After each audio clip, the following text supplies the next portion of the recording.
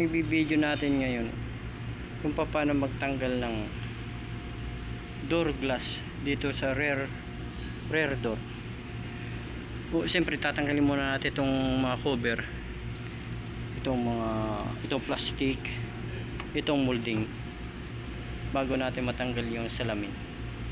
Kailangan diretso mong hihilahin pataas, kailangan dandahanin mong iganon side yan, baganyan.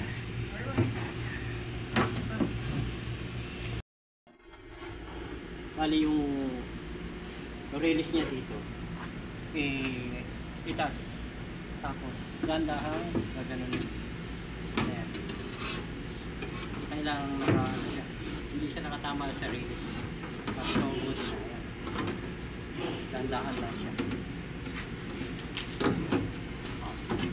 Finish.